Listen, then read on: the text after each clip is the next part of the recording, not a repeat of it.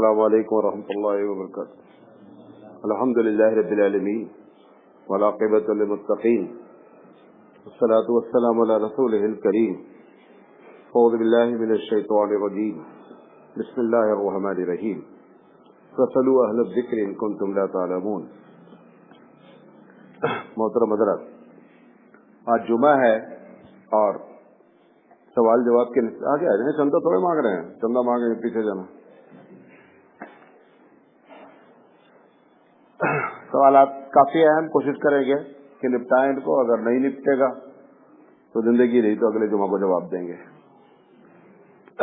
ایک صاحب نے سوال کیا ہے کہ مولانا صاحب، نکاح میں گواہ شرط ہے، طلاق میں کیوں نہیں ہے؟ جب نکاح ہوتا ہے تو دو گواہ ہونا لازم ہے۔ طلاق اگر وہ تنہائی میں اپنے طور پر بغیر بیوی کے سامنے کسی بھی حالت میں دے تو طلاق واقع ہو جاتی ہے۔ تو طلاق میں گواہ کی کیوں نہیں شرط؟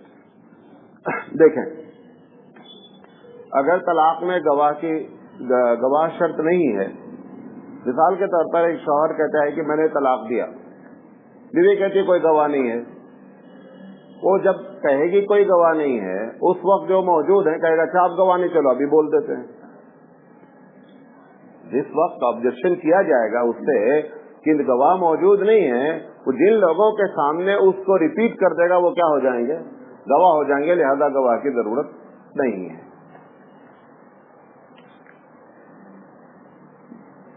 دوسرا سوال ہے، کسی صاحب نے سوال کیا ہے کہ میں ایک گاؤں گیا تھا، وہاں ایک میت کے ہمراہ میں نے دیکھا کہ اس کی چارپائی پر قرآن رکھ کر لے جا رہے ہیں۔ جب میں نے ان سے پوچھا تو انہوں نے کہا کہ یہ سنت سے ثابت ہے، اس کا کیا حکم ہے؟ سراپا جھوٹ ہے، قرآن مجید جو پڑھے ہو وہ ساتھ جا رہا ہے۔ وہ چارپائی پہ رکھ کر کے لے جانے سے قرآن مجید کچھ نہیں کرتا، ورنہ مالدار لوگ اسی قبرستان میں قرآن ہی رکھ دیتے۔ لہذا سنت سے ثابت ہونے کا کوئی سوال نہیں ہے۔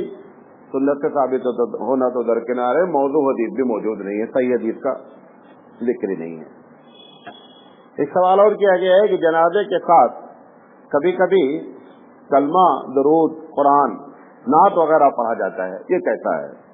اللہ کے رسول صلی اللہ علیہ وسلم سے یہ بھی قطعی ثابت نہیں ہے اور اس کا بھی کوئی ثبوت نہیں ہے، بدعت ہے۔ ایک صاحب نے سوال کیا ہے کہ ایک شخص فجر چھوٹنے کے خوف سے رات میں اپنی بیوی سے صحبت نہیں کرتا تو کیا فجر کے بعد صحبت کرنا جائز ہے؟ دیکھیے، صحبت کرنے کا کوئی وقت متعین نہیں ہے، جس وقت آدمی چاہے صحبت کر سکتا ہے۔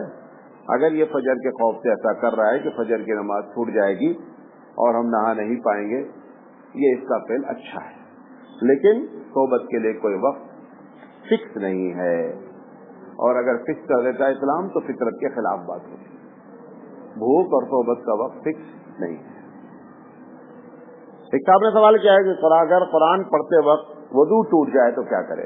وضو ٹوٹ جائے وضو کر لے۔ اگر وہ یہ سمجھ رہا ہے اس سوال میں کہ صاحب وضو ٹوٹ گیا ہے، اب ہم قرآن پڑھ رہے ہیں لہذا پورا ہم جب تک 1 گھنٹہ پڑھتے رہیں گے پھر بعد میں جا کے وضو کریں گے، یا ضرورت نہیں ہے؟ نہیں، جب وضو ٹوٹ گیا تو آپ قرآن کریم بند کر دیں، بند کرنے کے بعد جا کر کے وضو کریں۔ اب سوال یہ، جب بند کریں گے تو وضو کی حالت میں نہیں ہوں گے، بات سمجھ رہے؟ تو ایسی شکل میں جو کپڑا آپ کے پاس ہو، ٹوپی ہے، عورت ہے تو دوپٹہ ہے، اس سے پکڑ کے قرآن مجید کو بند کر دے، جا کر وضو کرائے اور اس کے بعد تلاوت شروع کرے۔ جب وہ دوبارہ تلاوت شروع کرے گی اس کو پھر سے اعوذ باللہ من الشیطان الرجیم پڑھنا چاہیے۔ ایک صاحب نے سوال کیا کہ میرے دوست دبئی میں رہتے ہیں، جب فون کرتا ہوں تو کہتے ہیں کہ فلاں کو سلام سنانا، یعنی وہ کہتے ہوں گے کہ اپنے کسی دوست وغیرہ سے، تو کیا میں ان کو ڈھونڈ کر سلام سناؤں؟ اگر میں بھول گیا یا دور رہنے کی وجہ سے میں نے جان بوجھ کر سلام نہیں سنایا تو کیا میں گنہگار ہوں؟ دیکھیں، اس کو سمجھ لے دونوں باتیں سلام کے بارے میں۔ جب ایک آدمی کوئی آدمی سلام کہتا ہے کہ آپ میرا فلاں کو سلام کہہ دیجیے، اور آپ کو یہ بات معلوم ہے کہ میں سلام نہیں کہہ پاؤں گا، تو ان سے اسی وقت کہہ دیں کہ یاد رہے گا، ہماری سہولت ہوگی تو کہہ دیں گے، ورنہ ہم ذمہ دار نہیں ہیں۔ نمبر 1، اگر آپ نے ان سے وعدہ کر لیا ہاں میں آپ کا سلام پہنچاؤں گا، اب لازم ہے کہ آپ وعدہ پورا کریں، اگر نہیں کریں گے تو وعدہ کے خلاف ہی کے گنہگار ہوں گے، ٹھیک ہے؟ اچھا، اور یہاں پہ جو بات کی گئی ہے کہ وہ دور رہتے ہیں لہذا آپ ان کو موبائل کے ٹیلیفون کے ذریعے بھی کہہ سکتے ہیں بھائی ہم نے فون کیا تھا اور انہوں نے آپ کو سلام کہا ہے لہذا آپ سلام کہہ دیں. بہرحال سب سے بہتر شکل یہ ہے پہلی بات کہ یاد رہے گا تو سنا دیں گے، نہیں یاد رہے گا تو کوئی بات نہیں ہے، یہ سب سے بہترین شکل ہے. اچھا، جب کوئی آدمی کسی کو سلام سنائے گا، اب اسی کے ضمن میں جواب دے دے رہا ہوں، غلط سوال نہیں پوچھا گیا ہے. ایک آدمی کسی کو سلام کہتا ہے کہ آپ میرا سلام کہہ دیں. جب آپ کو سلام پہنچا تو جواب دینے کا طریقہ یہ ہے کہ وعلیکا وعلیہ السلام. کیا ہے؟ وعلیکا وعلیہ السلام، تم پر بھی سلامتی ہو اور جس نے سلام بھیجا ہے اس پر بھی سلامتی ہو، کیونکہ وہ بندہ اپنے منہ سے آپ کے لیے سلامتی کا لفظ کوٹ کر رہا ہے. لہذا اللہ کے رسول صلی اللہ علیہ وسلم سے یہ حدیث ثابت ہے، آپ نے فرمایا کہ آپ اس کو بھی جواب دیں اور کس کو جواب دیں؟ جس کے لیے سلام سنایا گیا اس کو بھی جواب دیں. ایک صاحب نے سوال کیا کہ ہماری بیوی پر لازم ہے کہ ساس سسر ننند اور دیور کی خدمت کرے. دیکھیں یہ بات سمجھ لیں، یہاں پہ جو سوال کیا گیا ہے عموماً ہم جواب آپ کے سوال کے الفاظ کو مد نظر رکھتے ہوئے دیتے ہیں. یہاں پر لازم کا لفظ استعمال کیا ہے سوال کرنے والے نے. اگر ہم یہ کہتے ہیں کہ سسر ساس کی خدمت کرنا لازم ہے تو یہ ہم کو قرآن حدیث سے ثابت کرنا پڑے گا. ایسا قرآن حدیث سے کہیں نہیں لکھا ہے. آپ کو یہ بات میں نے بتایا ہے ایک مرتبہ کہ 4 جوڑے ایسے ہیں جن کے حقوق شریعت میں بیان نہیں کیے ہیں. نمبر 1 دیورانی اور جٹھانی، ان کے حقوق شریعت میں بیان نہیں کیے ہیں. نمبر 2 ننند اور بھوجائی، ان کے حقوق نہیں بیان کیے ہیں. نمبر 3 سوکن، ان کے حقوق نہیں بیان کیے ہیں. اور نمبر 4 جو ہے وہ ساس بہو، اصل تو چھوڑے دیے تھے، ساس بہو، ان 4 کے حقوق شریعت نے بیان نہیں کیے ہیں. ایک آپ کی بیوی اگر خاص کر ساس کی خدمت کرتی ہے تو ساس کو شکریہ ادا کرنا چاہیے. یہ بہت نیک لڑکی ہے جو اس کو ماں کے درجے کے دے کر کے اس کے ساتھ اچھا برتاؤ کر رہی ہے. لیکن ہمارا جو معاشرہ ہے ہم یہ سمجھتے ہیں کہ ساس یہ سمجھتی ہے کہ نہیں یہ لازم ہے کہ وہ ہماری خدمت کرے. اور ہم بھی کیا کرتے ہیں، ہم کیا بولتے ہیں، دیکھ ماں تو میری خدمت کرے نہیں کرے لیکن میری امی کی خدمت ہونی چاہیے. یہ جملہ تو سراسر غلط ہے. آپ اپنی امی کی خدمت کریں، یہ اپنے اوپر لازم کریں. وہ باہر کی لڑکی کے ذمے نہیں ہے کہ وہ آپ کی امی کی خدمت کرے، آپ پر لازم ہے کہ آپ اپنے امی کی خدمت کریں. اگر وہ کر رہی ہے تو آپ اس کا شکریہ ادا کریں. لیکن جو سوال کیا گیا ہے لازم قطعی لازم نہیں ہے.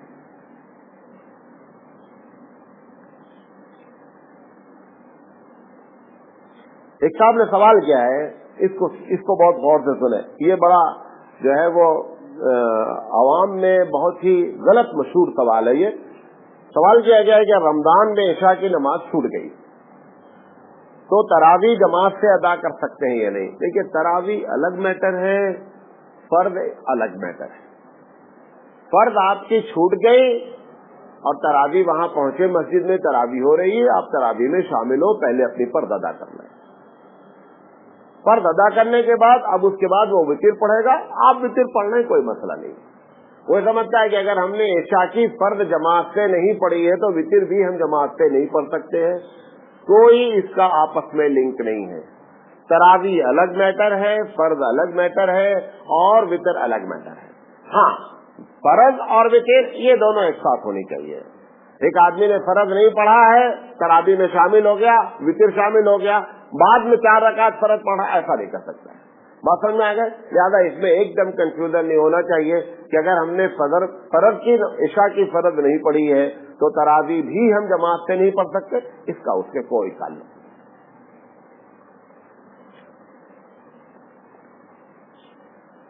ایک صاحب نے سوال کیا ہے کہ بعض میڈیسن پر لکھا رہتا ہے کہ اس میں اینیملز کے آرگنز ہیں، یہ لکھا رہتا ہے. دیکھیں اس کی 2 کیفیت ہے. یہ مسئلہ سب چیز کے بارے میں بتا دے رہا ہوں، میڈیسن ہی نہیں. اس میں لپسٹک ہے، سوپ ہے، ڈفرینٹ ٹائپ کی چاکلیٹس ہے، کہ بہت سی چیزیں اس میں ایسی لکھی رہتی ہیں. دیکھیں ہمارے پاس جو ہے نا وہ 3 طریقے کے ملک ہیں، یا اسپیشلی 2 طریقے کے ملک ہیں. ایک مسلمان ملک ہے اور ایک جمہوری انداز کے ملک ہیں، جیسے انڈیا ہے اور امریکہ ہے، یورپ کے سارے ممالک ہیں. یہ ممالک جو ڈیموکریسی کہلاتے ہیں، جمہوریت کہلاتے ہیں، اور جن کا کوئی مذہب نہیں ہوتا، لا مذہب ہوتے ہیں، ایسی جگہ پر مسلمانوں کی ذمہ داری ہے کہ اگر اس قسم کی اس میں باتیں لکھی ہوئی ہیں تو اس کو تحقیق کیے بغیر نہیں کھائیں. لازم ہے کہ ہم کو یہ معلوم ہونا چاہیے کہ یہ آرگن جو اینیملز کے ہیں وہ کس اینیملز کے ہیں، اور خاص کر وہ مردہ ہیں یا زندہ ہیں. اگر یہ بات نہیں معلوم ہوتی ہے تو اس سے پرہیز کرنا چاہیے. ایک بات. یہی معاملہ چاکلیٹ اور لپسٹک سب کا ہے. دوسرے وہ ممالک جن ممالک میں گورنمنٹ نے پبلک سے یہ کہہ رکھا ہے کہ میں اس کی ذمہ داری لیتی ہوں حکومت کہ آپ اس ملک میں حرام کوئی چیز نہیں آئے گی، وہاں پر آپ کو تحقیق کرنے کی کوئی ضرورت نہیں ہے. ٹھیک ہے. جاپان ہے، سنگاپور ہے، یہ ایسے ممالک، انہوں نے مسلمانوں نے کیا کر رکھا ہے، جیسے سنگاپور میں ایک آرگنائزیشن ہے، اس کا نام ہے موئز. وہ آرگنائزیشن نے کیا کر رکھا ہے کہ جتنے پروڈکٹ آتے ہیں اس قسم کے جس میں مسلمان کنفیوز ہوتے ہیں، ان کے بارے میں انہوں نے ایک لسٹ، ان کے پوری لیب ہے، وہ چیک کر کے ایک لسٹ جاری کرتے ہیں کہ یہ آئٹم میں مسلمانوں کو پرہیز کرنا چاہیے. نیٹ پر بھی دیتے ہیں اور پیپر میں بھی دیتے ہیں. اور احتیاط تیسری شکل یہ کرتے ہیں، جاپان وغیرہ میں بھی ایک حیثیت موجود ہے کہ دکان حلال نام پر ہوتی ہے، اس کا نام ہی حلال پروڈکٹ ہوتا ہے. وہاں پہ گوشت سے لے کر کے ساری وہ چیزیں جو حلال ہیں وہی چیزیں بکتی ہیں، بقیہ کوئی چیزیں بکتی ہی نہیں ہیں. لہذا ایسے ممالک میں اگر ایسی دکانیں ہیں وہاں جا کر کے آدمی خرید لے، اور اگر نہیں ہے تو پھر احتیاط کرنا ہی چاہیے. پوچھا گیا اگر نماز جنازہ میں کئی جنازے ہیں تو کیا ایک ساتھ نماز پڑھی جا سکتی ہے؟ ہمارے یہاں اس میں ائمہ میں تھوڑا سا اختلاف ہے. یہ تو سب کے نزدیک جائز ہے کہ پڑھی جا سکتی ہے، یعنی بچہ بھی ہے، عورت بھی ہے، مرد بھی ہے. ایک ساتھ جنازہ رکھ دیا گیا اور کیا کر دیا گیا، امام نے نماز پڑھا دی. آپ نے دیکھا ہوگا حرم میں اس طریقے سے نماز ایک ساتھ پڑھا دیتے ہیں، 25 100 اس سے کوئی بحث نہیں ہے. امام اعظم رحمۃ اللہ علیہ کا اس میں فتویٰ یہ ہے کہ بہتر یہ ہے کہ بچوں کا جنازہ الگ کر دیا جائے اور مرد اور عورت کا جنازہ ایک ساتھ پڑھایا جا سکتا ہے، کیونکہ ہمارے یہاں بچوں کے لیے جو دعا ہے اس میں تھوڑا سے مردوں اور عورتوں والی دعا سے تھوڑا سے فرق ہے. اس دعا کی بنیاد پر یہ کہا جاتا ہے کہ ان کو الگ کر دیا جائے نابالغ بچوں کو، اور ان کی نماز الگ الگ پڑھائی جائے. بہرحال اگر ایک ساتھ بھی پڑھ لیں گے تو کوئی ایسا گناہ نہیں ہے. ایک سوال کیا گیا کہ مسلمان کا بھائی ہے تو کیا آدم کی دوسری اولاد نہیں ہے، بھائی نہیں ہے؟ قرآن مجید میں کہتا ہے انما المؤمنون اخوہ، کہ مومن آپس میں کیا ہیں، بھائی بھائی ہیں. اس کا ایک جواب تو الزامی ہے، بھائی کے تو کسی ایک چوتےلے ہوتے ایک سگے ہوتے، یہ سب یہ سگا بھائی ہے. حقیقت یہ ہے کہ سب بھائی ہیں. یہ ایمان کی حرمت اور ایمان کے احترام میں اللہ کے رسول نے فرمایا کہ مسلمان کا بھائی ہے، ورنہ آدم کے جتنے بچے ہیں وہ سب آپس میں کیا ہیں، بھائی بھائی ہیں.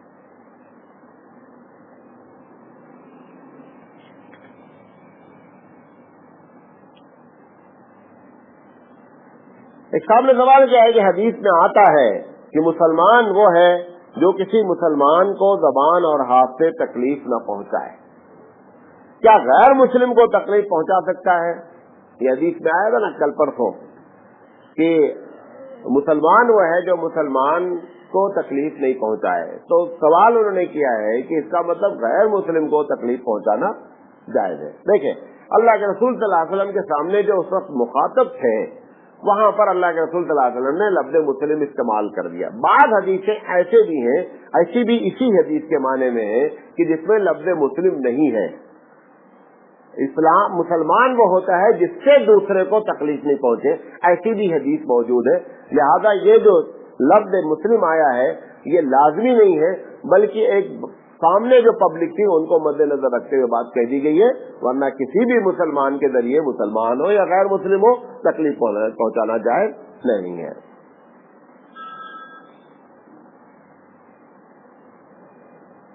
एक सवाल किया है कि एक साहब ईद की नमाज 2 जगह पढ़ाते हैं, एक जगह पढ़ा लेते हैं, उसके बाद दूसरी जगह पढ़ाते हैं, दोनों जगह पैसे मिलते होंगे, लिहाजा वो दूसरी जगह चले जाते हैं। ये बात समझ लें, ईद की नमाज हमारे नजदीक, इमाम आजम अलैहिर्रहमा के नजदीक वाजिब है। वाजिब एक आदमी नमाज पढ़ा चुका, अब अगर वो दूसरी जगह जा रहा है नमाज पढ़ाने तो वो उसकी नफिल होगी। जब वो नफिल पढ़ाएगा तो पीछे लोग वाजिब पढ़ेंगे, नफिल वाले के पीछे वाजिब की नमाज नहीं होती। जो पढ़ा रहा है उसकी नीयत क्या है? नफिल की है। मुक्तदी की नीयत क्या हो गई?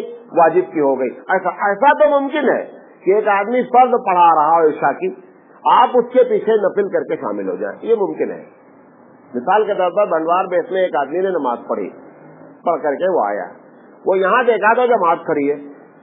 अगर आप मस्जिद के करीब आ गए और आपने देख लिया कि नमाज खड़ी है और आपने वितिर नहीं पढ़ी है, तो लाजिम है कि आप उसमें शामिल हो। ये हमेशा का फतवा समझ लें। ज़ोहर में और इशा में लाजिम है कि अगर एक मस्जिद में नमाज पढ़ करके आप दूसरी मस्जिद में इंटर हो गए और वहां पे नमाज खड़ी है, आपको लाजिम अटेंड करना है। कौन सी नमाज? ज़ोहर की और इशा की। फजर में ऐसा नहीं कर सकते, मगरिब में ऐसा नहीं कर सकते, असर में ऐसा नहीं कर सकते। उसकी भी वजह बता देता हूँ। फजर में नहीं कर सकते क्योंकि अल्लाह के रसूल ने फरमाया कि फजर की नमाज के बाद कोई नमाज नहीं, अब लिहाजा उस हदीस की मुखालफत हो जाएगी। ठीक है। मगरिब में नहीं कर सकते क्योंकि मगरिब में अगर 3 उधर पढ़ के आए और 3 फिर पढ़ा तो वो हो गई 6, और 6 जो है वो जुफ्त है, और मगरिब जो होना चाहिए ताक, ऑड जिसे कहते हैं। तो 2, 3 और 3 मिलकर 6 हो जाएगी, लिहाजा जो असल मकसद था वो खत्म हो जाएगा। लिहाजा मगरिब में भी नहीं कर सकते हैं। असर में नहीं कर सकते हैं क्योंकि अल्लाह के रसूल ने फरमाया असर की नमाज के बाद भी कोई नमाज नहीं। तो 2 बची इशा और ज़ोहर। इसमें अगर आप नमाज पढ़कर आए हैं और मस्जिद में दाखिल हो गए हैं तो आपको नमाज पढ़ना ही पढ़ना है। आप स्मार्ट बनकर के नहीं बैठे रहिए मैं नमाज पढ़कर आया हूँ, नहीं, आपको शामिल होना ही होना है। हमने 1-2 मरतबा लोगों का यह मसला बयान किया।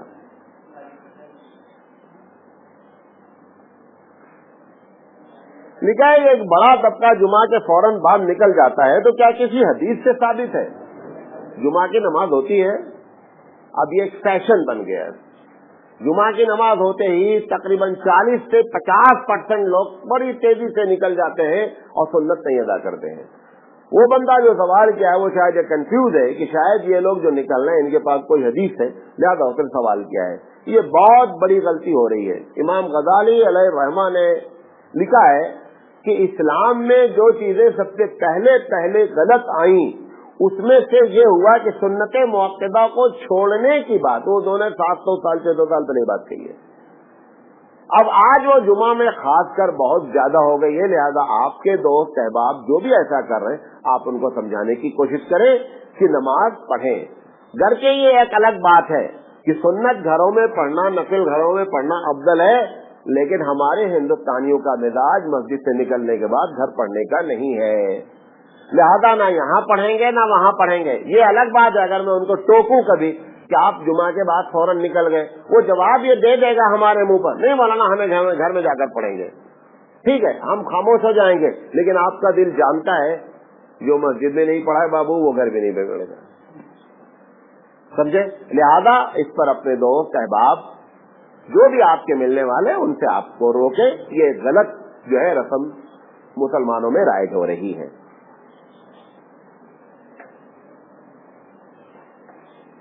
एक सवाल किया है किसी साहब ने कि नमाज जनाजा के साथ बाहर जगहों पर एक मुसल्ला जानमाज लेकर जाते हैं जो कि उसको मैयत की जो चारपाई होती है उससे लगा देते हैं और फिर उस पर इमाम साहब खड़े होते हैं।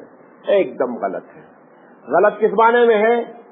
जो मैयत के कफन का पैसा दिया है, कौन दिया पैसा?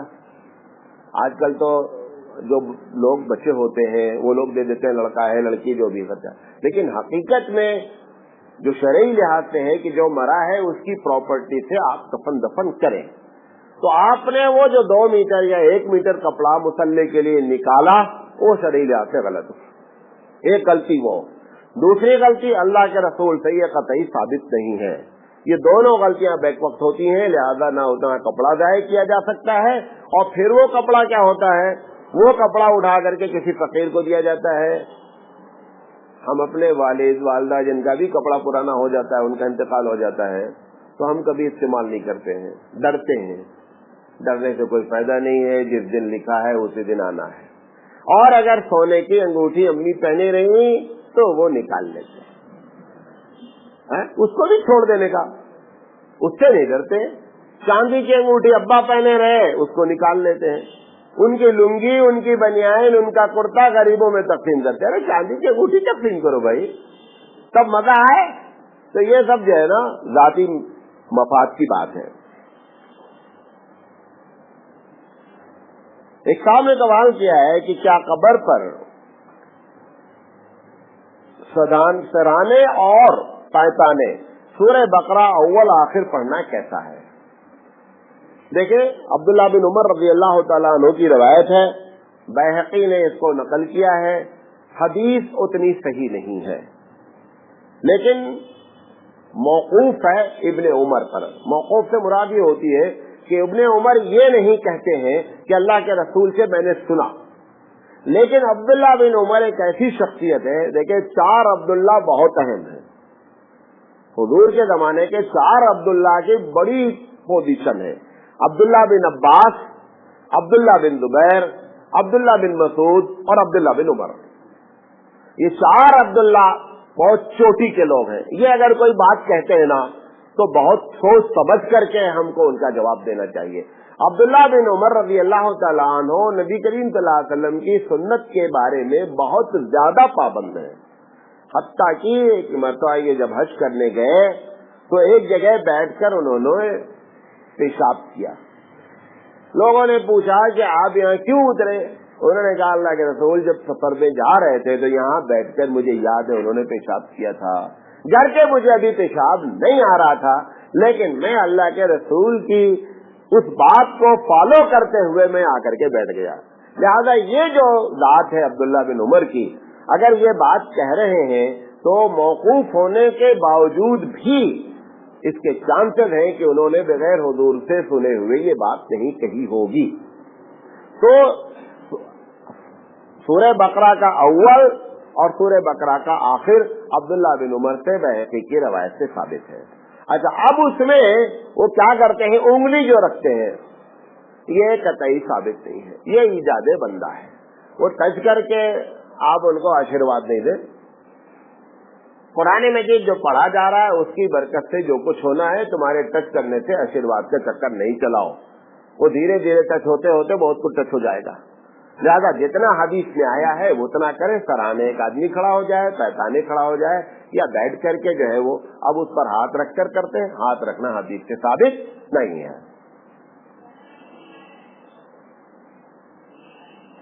ایک صاحب نے سوال کیا ہے کہ کیا بیوی کو کندھا دے سکتے ہیں؟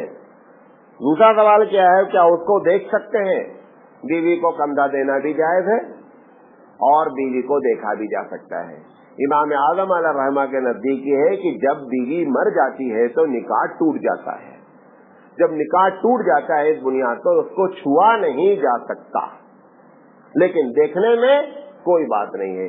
امام شافعی علیہ الرحمہ کے نزدیک چھوا بھی جا سکتا ہے، نہلایا بھی جا سکتا ہے. امام اعظم کے نزدیک چھوا نہیں جا سکتا ہے، کندھا بھی دیا جا سکتا ہے، اور اگر کپڑا بیچ میں حائل ہے تو چھوا بھی جا سکتا ہے.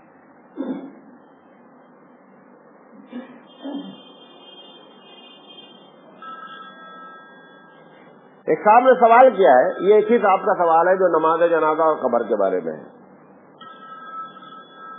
لکھا ہے کہ قبر کو بیچ میں کچی رکھتے ہوئے، غور سے سنیے گا، یہ آپ کے قبرستان پورا ہی ہو رہا ہے، قبر کو بیچ میں کچی رکھتے ہوئے اطراف میں پتھر لگانا اور سرانے سنگ مرمر وغیرہ پر لکھ کر کے لگانا، کیا ایسا کرنا حدیث سے ثابت ہے؟ ایک ہوتا ہے جائز پوچھنا، ایک ہوتا ہے حدیث سے ثابت ہونا. جب بندہ حدیث سے ثابت ہونا پوچھتا ہے تو بہت الرٹ ہو کے جواب دینا پڑتا ہے. حدیث میں اس کے خلاف آیا ہے.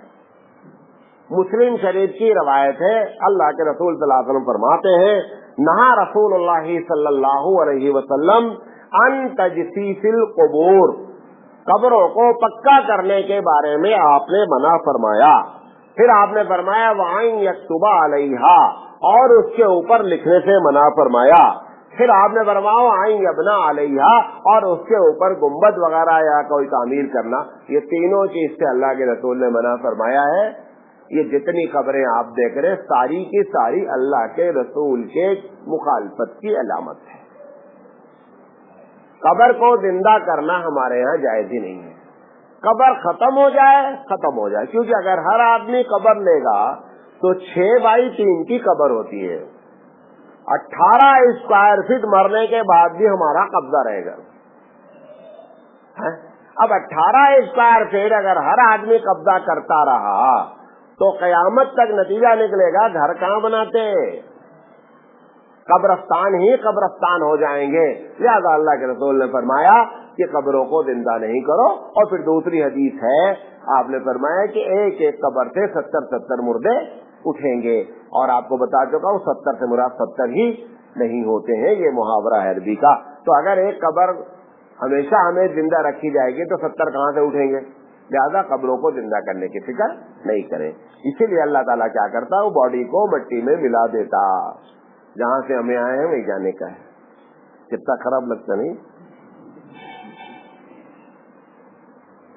ایک صاحب نے سوال کیا ہے کہ بغیر صحبت یا بیوی سے ملے ہوئے ولیمہ صحیح ہوتا ہے؟ ہمارے دوست کہہ رہے ہیں کہ صحبت لازم ہے. دیکھو تمہارے دوست کہہ رہے ہیں شریعت نہیں کہتی، دوست کہہ رہے ہیں ٹھیک ہے. شریعت کے لحاظ سے ولیمہ نکاح کے لیے شرط، نکاح ہو گیا ولیمہ ہو سکتا ہے، چاہے بیوی سے ملا ہو اور چاہے نہیں ملا ہو. صحبت ہونا تو درکنار ہے، ملاقات بھی ضروری نہیں ہے. اچھا وہ حضرت جنہوں نے سوال کیا ہے ان کے دوست کو میں جواب دینا چاہتا ہوں. مثال کے طور پر دوسرے دن بیوی کو پیریڈ ہے، اب ایک ہفتہ تمہیں نہیں مل سکتے تو ولیمہ تو تمہیں کارڈ چھپا چکے ہیں. اب کیا کرتے، کتنے ولیمہ کرتے، لمبا ولیمہ چلا جائے گا. لہذا اپنی مرضی سے شریعت میں ایسے فتاوے نہیں جاری فرمائیں. جزاک اللہ. پچھلے ہفتے ایک سوال رہ گیا تھا کہ یہ سوال پچھلے ہفتے والا ہے کہ نماز کن وقتوں میں مکروہ ہے، نفل نماز. اس کو سمجھ لیں، نماز مکروہ ہونے کے لیے ہمارے پاس 9 جگہ ہیں. کتنی جگہ ہیں؟ کون سی نماز؟ فرض نہیں، نفل. فرض کے لیے الگ سے بات کریں گے، نفل کے لیے الگ سے بات کر رہے ہیں. نمبر 1، جب امام خطبے کے لیے نکل چکا اب نفل پڑھنا مکروہ ہے. خطبہ چاہے عید کا دے، خطبہ چاہے جمعہ کا دے، اور خطبہ چاہے نکاح کا دے. خطبے کے لیے اگر وہ کھڑا ہو گیا، خطبہ سے مراد مولانا سراج کی تقریر نہیں ہے نکاح کی، وہ امام صاحب جو خطبہ شروع کرتے ہیں جس میں 3 آیتوں کی تلاوت کی جاتی ہے، وہ خطبہ اگر شروع ہو گیا ہے اور مسجد میں کوئی موجود ہے یا کہیں بھی موجود ہے تو نفل کی نیت نہیں کر سکتا. نمبر 1. نمبر 2، فجر کی نماز کے بعد سے سورج نکلنے تک کوئی نفل نہ، ہم دیکھیں فرض کی بات نہیں کر رہے ہیں، نوٹ کریں اس کو، ہم نفل کی بات کر رہے ہیں. نمبر 3، جب امام نے تکبیر شروع کر دی، امام نے اللہ اکبر شروع کر دیا، آپ نیت باندھے ہوئے ہیں یا نیت باندھنے جا رہے ہیں، باندھنا تو جائز ہی نہیں ہے. اگر کوئی بندہ باندھے ہوئے ہے تو ہمارے یہاں 2 فتویٰ ہے. 4 کی نیت باندھا ہے آپ نے اور ابھی 1 رکعت بھی نہیں پڑھی، پہلی رکعت کا رکوع سجدہ بھی نہیں کیا ہے، نماز آپ توڑ دیں، فرض میں شامل ہو جائیں. اور اگر 1 رکعت پڑھ چکے ہیں تو دوسری کمپلیٹ کر لیں، سلام پھیر لیں، اور نماز کے بعد 2 رکعت آپ کو اور پڑھنا پڑے گا کیونکہ 4 کی نیت کر چکے تھے. ٹھیک ہے. اور اگر 2 کی نیت تھی اور ادھر سے کیا کہتے ہیں خطبہ شروع ہو گیا، نماز شروع ہو گئی، تو اگر 1 رکعت نہیں پڑھی ہے تو نماز توڑ کر کے شامل ہو جائیں. اگر 1 پڑھی ہے تو دوسری رکعت کیا کر لیں، کمپلیٹ کر لیں. ٹھیک ہے. اچھا फजर की सुन्नत का सबसे बड़ा मसला है। हमारे यहाँ हनाफ में ये फतवा गलत मशहूर कर दिया गया है कि इमाम नमाज पढ़ा रहा होता नहीं, आपको सुन्नत पढ़ना ही पढ़ना। हमारे यहाँ फतवा क्या है, सुन्नत पढ़े, शर्त ये है कि इमाम साहब की आवाज आपके कान तक नहीं आनी चाहिए। इमाम साहब से की आवाज से मुराद नेचुरल आवाज, अगर माइक से किया है तो मोहल्ले वाले भी सुन रहे हैं। अगर वो नेचुरल तौर पर वहां से पढ़े तो वहां तक आवाज नहीं आनी चाहिए। लिहाजा जब मस्जिद तामीर करें तो इस बात का खास ख्याल रखें, कोई ऐसी जगह मस्जिद में किनारे होनी चाहिए कि सुन्नत लोग अगर पढ़ते रहे तो उसकी आवाज वहां तक नहीं आए। इसलिए कह रहा हूँ कि अभी बड़वार में मस्जिद तामीर हो रही है, ठीक है। तीसरी चीज, चौथी जगह, नमाज ईदैन से पहले सुन्नत पढ़ना मकरूह है। न ईदगाह में और न क्या कहते हैं घर में, कहीं भी सुन्नत नहीं पढ़ी जा सकती। एक साहब ने हजरत अली रजी अल्लाह तआला अन्हु के जमाने में सुन्नत की नियत बांध ली। हजरत अली रजी अल्लाह तआला अन्हु ने उनको मना किया कि तुम ये काम गलत कर रहे हो। उसने वो जवाब दिया जो आज हमारे बहुत से लोग जवाब देते हैं। वो बंदे ने क्या बोला अली से, हमें नमाज पढ़ रहे हैं, कौन डांस कर रहे हैं, नमाज पढ़ने में आप मना कर रहे हैं। उन्होंने कहा देखो, नमाज भी वही कबूल होती है जिसको रसूल अकरम का अप्रूवल होता है। ये बात अपने दिमाग में बैठा लें आप लोग। कोई चीज दुनिया की अच्छी नहीं है, अच्छी सिर्फ इस वजह से है कि हमारे रसूल ने किया है, वरना किसी चीज में अच्छाई मौजूद नहीं है, ना किसी में बुराई मौजूद है, न फितरी तौर पर चीजें होती हैं। हमारे रसूल अकरम के कर देने से उसमें अच्छाई पैदा होती है, हमारे रसूल के मना कर देने से उसके अंदर क्या होती है, बुराई होती है। और चूंकि वो मना करता है ऊपर वाले के हुक्म से, इजाजत देता है ऊपर वाले के हुक्म से, लिहाजा फर्मा बरदारी रब की होती है बुनियादी तौर पर रसूल अकरम के वास्ते से। लिहाजा उन्होंने जब ये कहा तो हज़रत अली ने जवाब दिया कि रसूल ने नहीं पढ़ा है, लिहाजा तुम्हारा ये पढ़ना सवाब का काम नहीं हो सकता। लिहाजा ये कभी दलील नहीं दे कि इस काम के करने में नुकसान क्या है, देखने में अच्छा है, देखने में कोई काम अच्छा नहीं है, रसूल अकरम की सील चाहिए, ठीक है। अच्छा, अरफा के दिन ज़ोहर और असर की नमाज मिलाकर पढ़ी जाती है ना। ज़ोहर की नमाज पढ़ने के बाद कोई भी आप नफिल नहीं पढ़ सकते टिल टू असर, और असर के बाद नहीं पढ़ सकते क्योंकि असर से मगरिब तक पढ़ना मना है। लिहाजा इस तरीके से, इसी तरह मुज़दलिफा में मगरिब और इशा मिलाकर पढ़ी जाती है, लिहाजा मगरिब और इशा के दरमियान में कोई नफिल नहीं पढ़ी जा सकती है।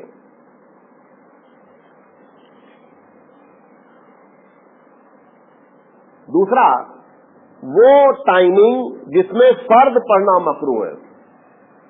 अच्छा, इन टाइम में फर्द पढ़ी जा सकती है, जो अभी मैंने आपको बताया ना, इन तमाम वक्तों में फर्द नमाज पढ़ी जा सकती है। मिसाल के तौर पर एक आदमी की कल असर की नमाज छूट गई, अब उसे याद आया कब, जब वो असर की फर्द पढ़ चुका, लिहाजा असर की फर्द पढ़ लेने के बावजूद भी वो असर की फर्द आज भी पढ़ सकता है, क्योंकि ये वक़ात जो मना है ये नफिल के लिए है, फर्द के लिए नहीं है। फर्द नमाज भी जिनमें नहीं पढ़ सकते वो औकात जिनमें फर्द पढ़ना मकरूह है, ममनू नहीं, मकरूह है।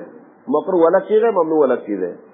जब आदमी को कज़ाए हाजत यानी पेशाब पैखाना जोर से लगा हो, ऐसी हालत में फर्द नमाज पढ़ना मकरूह है। बाद लोग देखें सोचते हैं अब कौन जाना वुज़ू करना, भीड़ बहुत है, चलो टाल मार देंगे। नमाज में जब आप दाखिल हुए तो दिमाग टॉयलेट में, लिहाजा दिमाग को मस्जिद में रखना है, अल्लाह के साथ रखना है। लिहाजा नमाज भले छूट जाए, आप पहले फारिग हो जाएं, नंबर 1। दूसरी, एक आदमी भूखा है और खाना तैयार है, भूख, ये मैं नहीं कह रहा हूँ कि खाना तैयार है तो हर हाल में जमात छोड़ दो, नहीं, भूख लगी है और खाना तैयार है और नमाज का वक्त हो रहा है, ऐसी हालत में जमात छोड़ी जाएगी, नमाज को डिले किया जाएगा, खाना पहले खाया जाएगा। इमाम अबू हनीफा रहमतुल्लाह अलैह ने इसकी बड़ी अच्छी तशरीह फरमाई है।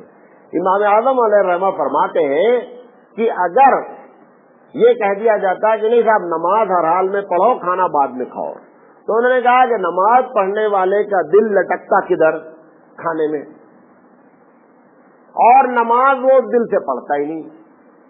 اور انہوں نے کہا اگر اللہ کے رسول نے یہ فتوا دیا کہ کھانا کھا لو، اب یہ نمازی ہے لہذا اس کا دل کہاں لٹکا ہوا ہے؟ نماز میں. اور آپ نے فرمایا کہ نماز میں دل لٹکنا نماز میں ہونا ہے، نماز میں دل لٹکنا نماز میں ہونا ہے. تو کھانا کھاتے ہوئے بھی نماز میں ہے، لیکن اگر نماز پڑھ لیتا اور کھانا کو کرتا تو کھانا کھانے کے باوجود نماز میں نہیں ہوتا. بات سمجھ میں آ گیا لاجک؟ اچھا، 3 اوقات وہ ہے کہ جس میں نماز کوئی بھی سنت نفل پڑھی نہیں جا سکتی، ممنوع ہے، منع ہے. ایک کون سا؟ سورج نکلتے وقت، ایک سورج ڈوبتے وقت، اور ایک زوال کے وقت. یہ 3 وقت میں نہ نفل پڑھی جا سکتی اور نہ فرض پڑھے جا سکتے. واللہ عالم بالصواب. یہ پچھلے ہفتے کا سوال تھا. ایک سوال کیا گیا کہ ان حالتوں میں اذان کا جواب نہیں دیا جا سکتا. نمبر 1، نماز کی حالت میں اذان کا جواب نہیں دیا سکتا. نمبر 2، ایسے پروگرام ہو رہے ہیں، مسجد میں تعلیم ہو رہی ہے، ایسے پروگرام ہو رہے ہیں، درس ہو رہا ہے، اذان شروع ہو گئی، مولوی صاحب جو درس دے رہے ہیں ان کو بھی اور جو لوگ بیٹھے سن رہے ہیں اذان کا جواب دینا ضروری نہیں ہے. سمجھ آ رہی بات؟ نمبر 3، ناپاکی کے حالت میں چاہے حیض ہو اور چاہے جنابت ہو، دونوں حالتوں میں اذان کا جواب نہیں دیا جائے گا. اچھا، صحبت کرتے وقت اذان کا جواب نہیں دیا جائے گا، ٹوائلٹ میں اذان کا جواب نہیں دیا جائے گا، کھانا کھاتے وقت بھی اذان کا جواب نہیں دیا جائے گا. کھانا کھاتے وقت ہم لوگ سمجھتے ہیں کہ کھانا منہ میں رہتا ہے نا، تو ایسے وقت میں بغیر کلی کیے ہوئے ہم اللہ کا نام نہیں لے سکتے. یہ فلسفہ سمجھ لیں، وہ کلی کا فلسفہ کیا ہے. یا نماز پڑھنے والے بھی بعض لوگ دیکھیں افطاری کے بعد، افطاری کر لیا آپ نے، کرنے کے بعد نماز کرتے جا کر جلدی سے کلی کرتے ہیں، کلی کر کے جاتے ہیں. وہ کلی کرنے کا فلسفہ ہے، صحیح ہے، کرنا چاہیے، لیکن وجہ غلط ہے. وہ سمجھتے ہیں کہ ہم نے کھایا ہے لہذا آپ نماز نہیں پڑھ سکتے. ایسی بات نہیں.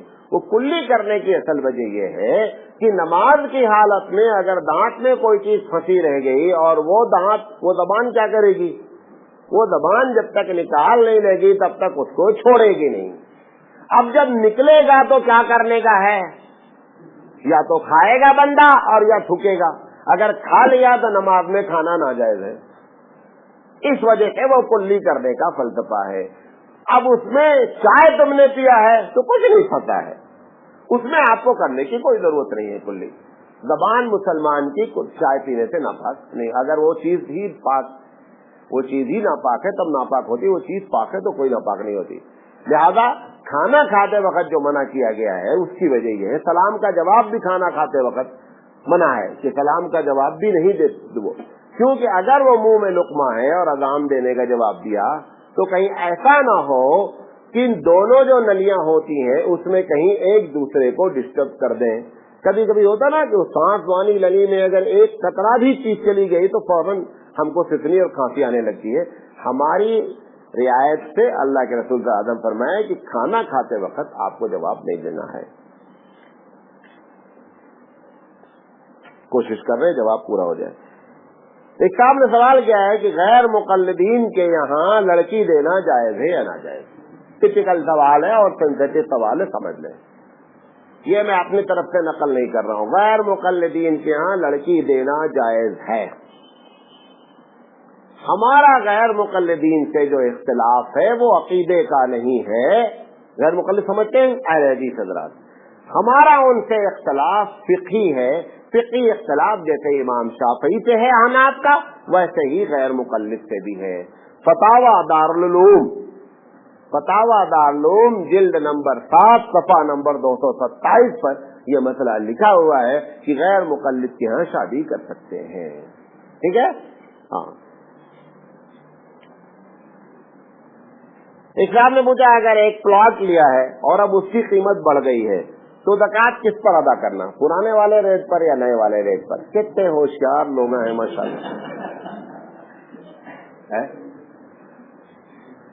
جس وقت زکوٰۃ ادا کر رہے ہیں اس وقت اس کا ریٹ نکالا جائے گا کہ ریٹ کیا ہے، اس پر زکوٰۃ ادا کرنی ہے. اب اگر زکوٰۃ سے بچنا چاہتے ہیں تو دعا یہ کرنا اللہ پلاٹ کا ریٹ نہیں بڑھنا، تبھی تو بچ پائیں گے، ورنہ کیسے بچ پائیں گے. اور دعا کیا کرتے ہیں؟ بچتے ہیں. اگر ادھر بڑھتا تو ادھر بھی بڑھتا. لہذا جس وقت زکوٰۃ ادا کی جا رہی ہے اس وقت پلاٹ کا ریٹ معلوم کر کے اس کے اوپر زکوٰۃ دی جائے گی. مولانا صاحب ایک حدیث پڑھی, اس کا مطلب نہیں سمجھا. حدیث کے الفاظ لکھے ہیں انما الاذن لاجل الرؤیا. یہ 20 سے ٹکڑا ہے, میں بھی بہت چاپا اس کو, وہ تو سوال کر کے کنارے ہو گیا, ہماری نیند حرام ہو جاتی. یہ حدیث جہاں پر نقل ہے یہ غالباً بخاری کی روایت ہے, 20 کا ایک ٹکڑا ہے. اللہ کے رسول تعالیٰ فرماتے ہیں کہ ہم نے جو تم سے کہا کہ گھر میں جانے کے وقت اجازت مانگو تاکہ تم اس کو غلط حالت میں نہ دیکھ پاؤ. ماں بھی ہو سکتی ہے, گھر میں بہن بھی ہو سکتی, اپنے گھر میں بھی جو ہے وہ آپ دھڑ سے گھس نہیں جائیں, بلکہ آپ نے فرمایا ایک دوسری جگہ پہ کیا کہ تم پسند کرتے ہو کہ تم ان لوگوں کو اس حالت میں دیکھو. یہ اس کا مطلب یہ ہے کہ اجازت دی جاتی ہے تاکہ دیکھا نہیں جائے. ٹھیک ہے, یہ اس حدیث کا مطلب ہے. اگر وہی ہے تو ٹھیک ہے, اگر نہیں ہے تو اللہ معاف کرے. ایک صاحب نے سوال کیا ہے, کوئی مطالعہ کر رہے ہیں کہیں سے, یہ بھی بہت ٹپیکل سوال تھا کہ رونے والے فلسفی اور ہنسنے والے فلسفی کہاں کے لوگ ہیں. یہ 2 گروہ ہیں, ایک رونے والا فلسفی, ایک ہنسنے والا فلسفی. انہوں نے پوچھا ہے وہ کہیں بیچ میں جملہ آیا ہوگا کتاب میں تو وہ سمجھ نہیں پائے. یہ کیا ہے, یہ یونان میں 2 فلسفی گروہ پیدا ہوا تھا, بہت پرانی بات ہے. ایک کا نام رونے والے فلسفی اور ایک کا نام ہنسنے والے فلسفی. وہ رونے والے فلسفی کیوں تھے؟ ان کا فلسفہ یہ تھا کہ ہم دنیا میں آئے ہیں لہذا بہت بڑا گناہ ہوا ہے, پوری زندگی غم میں گزارے, لہذا ان کا نام ہی پڑ گیا رونے والے. دوسرا گروہ ان کے جواب میں تھا, انہوں نے کہا دیکھو یہاں آئے بابو موج کرو, موج کرنے کے لیے پیدا ہوئے, لہذا ان کا نام ہنسنے والا فلسفی پڑ گیا. یہ وہ 2 گروہ ہیں دونوں یونان کے گروہ ہیں. اس وقت ان کا وجود نہیں ہے, سبھی رو رہے ہیں. پوچھا گیا ہے مولانا صاحب جو کافر کے بچے ہیں مر جانے کے بعد وہ کہاں ہوں گے, یعنی جنت میں ہوں گے یا دوزخ میں ہوں گے؟ اس کا 2 جواب ہے. اللہ کے رسول صلی اللہ علیہ وسلم کے صاحبزادے جو ابراہیم جن کا نام تھا ان کا انتقال ہوا. ایک دن اللہ کے رسول نے خواب میں دیکھا کہ ابراہیم بیٹھے ہوئے ہیں اور بہت بچے سامنے ان کے ہیں. صحابہ نے پوچھا اللہ کے رسول وہ ابراہیم تو آپ کے بچے صاحبزادے ہیں, وہ جو بچے بیٹھے ہوئے وہ کون لوگ ہیں؟ آپ نے فرمایا وہ مشرک کے بچے تھے, وہ جنت میں ہیں. لہٰذا اس سے یہ معلوم ہوا کہ مشرک کے بچے بھی جنت میں ہوں گے. کیونکہ ان کا انتقال اس حال میں. بچے سے مراد کیا ہے؟ بالغ ہونے سے پہلے, کہ سارے لوگ کیا ہیں بچے ہیں, بالغ ہونے کے بعد سارے لوگ کیا ہیں مرد ہیں. ایک حدیث یہ ہے. ایک مرتبہ آپ نے مسلم شریف کی یہ روایت اس لیے نقل کر رہا ہوں کہ اگر یہ حدیث کبھی کسی کے پاس آ جائے تو آپ کنفیوز نہیں ہو. شروع میں اللہ کے رسول سے سوال کیا گیا کہ اللہ کے رسول یہ بتائے کہ کافر کے بچے لوگ جو مر جا رہے ہیں وہ کہاں جائیں گے؟ حضور نے فرمایا اللہ جانے. حضور نے فرمایا اللہ جانے. مطلب کیا؟ پہلی مرتبہ جب سوال کیا گیا تو اللہ کے رسول کو یہ جواب اللہ نے نہیں بتایا تھا, لہذا حضور نے فرمایا اللہ جانے. جب اللہ نے بتا دیا تو حضور نے بھی ہم کو کیا کر دیا؟ بتا دیا. تو دونوں میں کوئی اختلاف نہیں ہے. پہلا جو بتایا آپ نے وہ پہلے کی بات ہے, جو دوسرا بتایا وہ بتانے کی بات ہے, تاکہ حدیث آپ کے سامنے آئے تو آپ کنفیوز نہیں ہو. دیکھو بھائی 43 منٹ ہو گئے, 2 منٹ اور باقی ہیں. آپ کہیں گے تو سب کا جواب دیں گے, ورنہ جہاں کہیں گے وہاں فل اسٹاپ. ایک آدمی کا حقیقہ نہیں ہوا ہے, اب کیا کرے؟ پرانے لوگ حقیقہ کہاں کرتے تھے؟ اللہ کے رسول کا بھی حقیقہ نہیں ہوا ہے. اللہ کے رسول کا بھی حقیقہ نہیں ہوا ہے. اب اس کو سمجھ لیں. پہلی بات, حقیقہ واجب نہیں. حقیقہ واجب نہیں ہے. ایک آدمی اگر عقیقہ کرنا چاہتا ہے تو وہ اپنا عقیقہ کسی بھی عمر میں کر سکتا ہے. اگر اس کو یہ معلوم ہو جائے کہ میں فلاں دن پیدا ہوا ہوں, مطلب جمعہ کو پیدا ہوا ہے, تو وہ کوشش کر کے جمعرات جب بھی وہ عقیقہ کرے جمعرات کو کرے. کب کرے؟ جمعرات کو. کیوں جمعرات کو کرے؟ ہر جمعرات کے دن اس کی زندگی کا 7واں دن ہے. نہیں سمجھے بات؟ ایک آدمی جمعہ کو پیدا ہوا, اگلے جمعرات کو 7واں دن, پھر اگلے جمعرات سے اگلے جمعرات کو 7واں دن, تو ہر ایک دن پہلے جب وہ کرتا رہے گا تو 7واں دن حضور نے فرمایا کہ عقیقہ 7 دن کرو، لہٰذا وہاں سے بعض لوگوں نے ایسا فتویٰ دے دیا، حدیث نہیں ہے، حدیث نہیں ہے۔ بعض روایت معلوم ہوتا ہے کہ روایت ضعیف ہے، حضور صلی اللہ علیہ وسلم نے اپنی عمر کے 50ویں سال میں اپنا عقیقہ کیا، حدیث ضعیف ہے، حدیث ضعیف ہے۔ لہذا عقیقہ کیونکہ واجب نہیں ہے، اگر کوئی کرنا چاہتا ہے تو کر سکتا ہے، اگر وہ 7 دن کا لحاظ رکھے گا تو یہ قیاسی مسئلہ ہے، ایسا کیا جا سکتا ہے۔ ایک صاحب نے سوال کیا، اگر بچہ وقت سے پہلے پیدا ہوا اور سانس لیا پھر مر گیا، اگر بچے نے سانس لے لی، چاہے وہ 1 سیکنڈ کے لیے سانس لی، اب اس کے ساتھ آپ معاملہ کریں گے جیسے عام آدمی کے ساتھ معاملہ کرتے ہیں، نہلائیں گے، کفنائیں گے، نماز جنازہ پڑھیں گے اور اس کا نام بھی رکھیں گے۔ اگر ایک بچہ پیدا ہوا اور پیدا ہونے کے بعد مطلب مرا ہی پیدا ہوا، ایسی شکل میں اس کو نہلائیں گے، کفن کے بجائے کپڑے میں لپیٹ دیں گے، نماز جنازہ پڑھنے کی کوئی ضرورت نہیں ہے، نام اس کا رکھ دیں گے۔ کیا کریں گے؟ نام رکھ دیں گے۔ ایک صاحب نے سوال کیا ہے کہ کیا یوسف علیہ السلام کی شادی زلیخا سے ہوئی؟ اگر ہوئی تو ایک بد کردار کی شادی نبی سے ہونا کیسا ہے؟ یہ کیسے ہو سکتا ہے؟ یہ جو ہمارے امام صاحب لوگ ہیں، اللہم نکام پڑھتے نا، اللہم بلغ بینہما کما علقت زلیخا و یوسف، تمہیں تنخواہ کم دیتے اس لیے ویسا وہ نہیں امام ہے، تنخواہ زیادہ دو گے اچھا آدمی رہے گا۔ کورے کورے آدمی کو امام رکھے، کوری کوری باتیں بتاتا ہے، ایک دم غلط روایت ہے، ہمارے پاس کوئی صحیح روایت نہیں ہے کہ یوسف علیہ السلام کی شادی زلیخا سے ہوئی ہے۔ نمبر 1، حضور اکرم صلی اللہ علیہ وسلم نے فرمایا کہ انبیاء کی بیویاں کبھی بھی بد کردار نہیں ہوتی، اللہ کبھی بھی اپنے نبی کو بد کردار بیوی نہیں دیتا۔ جب حضرت عائشہ پہ الزام لگا، حضرت عمر رضی اللہ تعالیٰ عنہ سے حضور نے پوچھا آپ کی کیا رائے ہے؟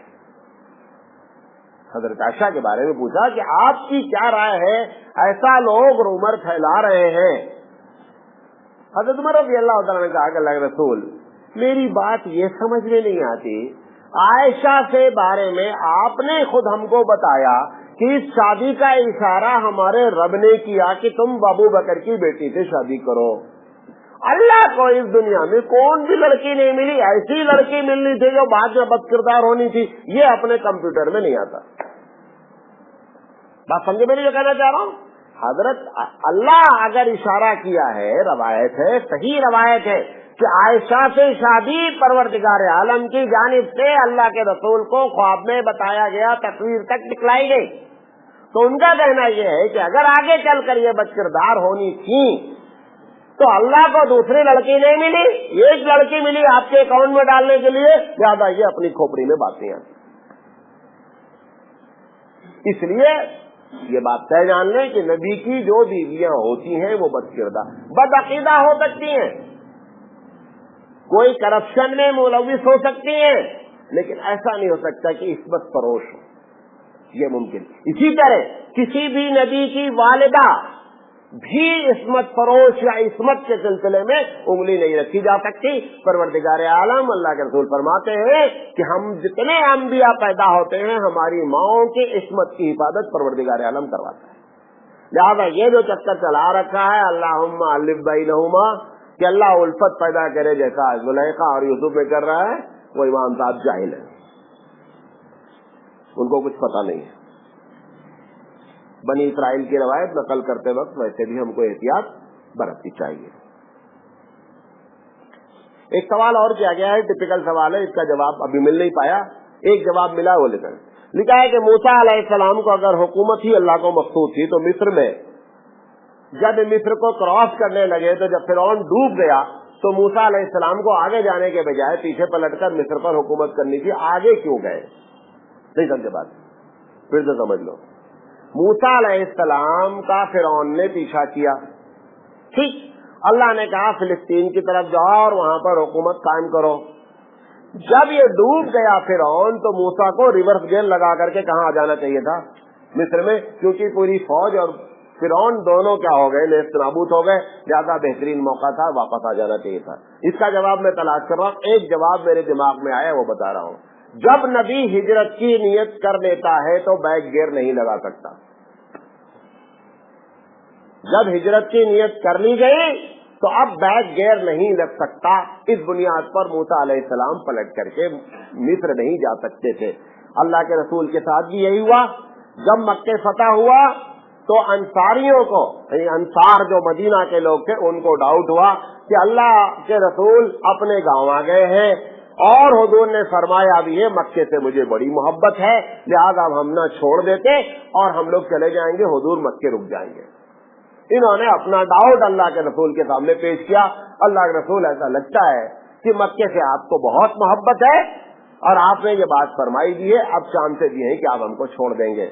अल्लाह के रसूल ने फरमाया कि याद रखो, हिजरत करने के बाद अब वो फिर हमारा वतन नहीं हो सकता, हम बैक गियर नहीं लगा सकते। वल्लाहु आलम बिस्सवाब। हम इस सवाल को अभी और भी जवाब देने की कोशिश करेंगे। एक साहब, एक दो बच्चा इसको दे देते हैं, थोड़ा देर लेट हो रहे हैं, भूख तो हमें लगी, आप लोग तो खाना खा के आए हैं। मौलाना बुद्ध के प्रोग्राम में आपने कहा कि इस्लाम गलबा और इक़्तिदार चाहता है, जबकि मक्की जिंदगी में हुजूर को एक बार उतबा ने इक़्तिदार की पेशकश की, आपने ठुकरा दिया, तो गलबा क्यों नहीं लिया? नहीं समझे बात। जो लोग प्रोग्राम सिलसिले से, एक मरतबा उतबा ने आकर के हुजूर से कहा, अल्लाह के रसूल आप अपने मिशन से बाहर आ जाएं, अगर आप किसी हसीन लड़की से शादी करना चाहते हैं, आप नाम बोलो, हम करवा देंगे। नंबर एक, अगर पैसे की वजह से सारा चक्कर चला रखा है, हम आपके कदमों में दौलत डाल देते हैं। अगर आपको इक़्तिदार चाहिए, हुकूमत चाहिए, तो हम आपको अपना सरदार मानने के लिए तैयार हैं। अगर उसका सवाल यह है कि अगर इक़्तिदार इस्लाम का मकसद था तो हुजूर को उतबा की पेशकश कबूल कर लेना चाहिए थी। बात समझ आ रहे? जवाब सुन लीजिए। उतबा ने बतौरे रिश्वत ये बात कही है, रिश्वत दे रहा ना, किस चीज की रिश्वत? कि आप अपने मिशन से बाद आ जाए। ये कैसे मुमकिन है कि मिशन को छोड़ दे और हुकूमत कायम कर दे? लिहाजा इस वजह से इक़्तिदार मकसूद होते हुए भी अल्लाह के रसूल ने उतबा की पेशकश को कबूल नहीं किया, क्योंकि वो बतौरे रिश्वत थी और मिशन से बाद आने पर रिश्वत थी। हुजूर सल्लल्लाहु अलैहि वसल्लम ने फरमाया अपने चचा जान से, चचा जान मैं अपने मिशन से बाद नहीं आ सकता, या तो मैं इस राह में खत्म हो जाऊं या मैं अपना असल मकसद हासिल कर लूं, मैं अपने मिशन को छोड़ नहीं सकता। लिहाजा ये जो क्रॉस क्वेश्चन किया गया है ये उसका जवाब है। लेकिन इस किस्म के सवालात बताते हैं कि लोग गौर से सुनते हैं बातें, अच्छी बात है। एक सवाल किया गया है, ये आखिरी सवाल है, डरो नहीं है, आज लंबा हो गया, माफ करना यार। तुम्हें माफ करने के लिए मैं तो माफी मांग ही लेता हूँ।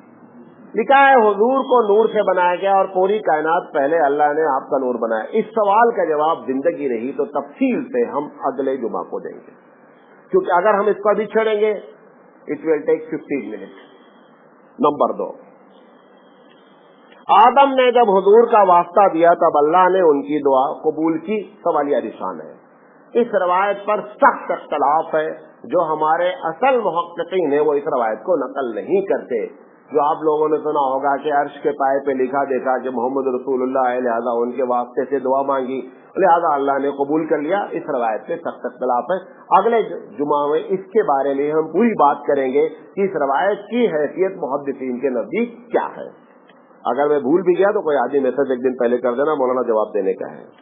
हुजूर का वास्ता देकर दुआ मांग सकते हैं या नहीं? मैंने आपको एक दिन बताया था कि अगर एक आदमी ये कहता है कि अल्लाह हुजूर के तुफैल में, सदक़े में, वास्ते में मेरी दुआ कबूल कर ले, और उसकी नीयत ये है कि मैं अल्लाह के रसूल से मोहब्बत करता हूँ और ये अल्लाह के रसूल अल्लाह के बड़े महबूब हैं, अगर इस नीयत से वास्ता, वसीला, तुफैल कोई भी लफ्ज इस्तेमाल करता है, सबके नजदीक जायज़ है, कोई इसमें इख्तलाफ नहीं। यहाँ पर ज़ाते मोहम्मद सल्लल्लाहु अलैहि वसल्लम वसीला नहीं है, वसीला है मोहब्बत रसूल अकरम। محبت رسول اکرم عمل ہے اور عمل کا وسیلہ سب کے نزدیک جائز ہے، لہذا محبت کا اس طریقے سے وسیلے سے دعا کی جا سکتی ہے۔ لکھا ہے کہ مسجد میں داخل ہونے کی دعا اور اس کا ترجمہ۔ مسجد میں جب داخل ہوتے ہیں اللہم انی اسألک من فضلک، اے اللہ درود شریف بھی پڑھتے ہیں، ورحمتک الگ الگ دعائیں ہیں، اے اللہ اللہم افتح لی، سوری دیکھو مولانا صاحب اللہم افتح لی بولا کرو یار، ضروری تھوڑے ہے کہ ساری بات صحیح بولے۔ اللہم افتح لی ابواب رحمتک، اے اللہ رحمت کے دروازے کو کھول دے، یہ دعا پڑھتے ہیں۔ اس کا ترجمہ یہ ہے، آگے لکھا ہے کہ یہ آیت نہیں ہے، حدیث ہے۔ گھر میں لگا سکتے ہیں یا نہیں لگا سکتے ہیں؟ گھر میں لگا سکتے ہیں، کوئی مسئلہ نہیں ہے، رحمت کے طور پر اگر یہ آدمی دعا لگاتا ہے لگا سکتا ہے، کوئی مسئلہ نہیں ہے۔ کھودانا نہیں، آیتوں کو کبھی دیوار پہ نہیں کھودانا۔ کیوں؟ جب وہ دیوار گرے گی تو آیتوں کا کیا ہوگا؟ یہ جو مسجد میں کھدا دیتے ہیں، اب مسجد جب شہید ہوگی نتیجہ کیا نکلے گا؟ نتیجہ نکلے گا ان آیتوں کو توڑنا پڑے گا، اور توڑنے کے بعد وہ نیچے آئیں گی، وہ پیروں کے نیچے پڑیں گی، ایک بہت بڑا مسئلہ ہے۔ لہذا کبھی بھی مسجد میں اگر لگانا ہے تو آپ فریم میں لگی ہوئی آیتیں لگا دیں، ایک برکت کے طور پر، ضرورت اس کی بھی نہیں ہے، لیکن کھدانا یہ بہت بڑا مسئلہ ہے۔ جب مسجد شہید ہوگی تو بہت بڑا ٹینشن ہے یہ۔ اللہ تعالیٰ سے دعا ہے کہ اللہ تعالیٰ کہنے سے زیادہ عمل کرنے کی توفیق عطا فرمائے۔ وآخر دعوانا ان الحمد للہ رب العالمین، معذرت کے ساتھ۔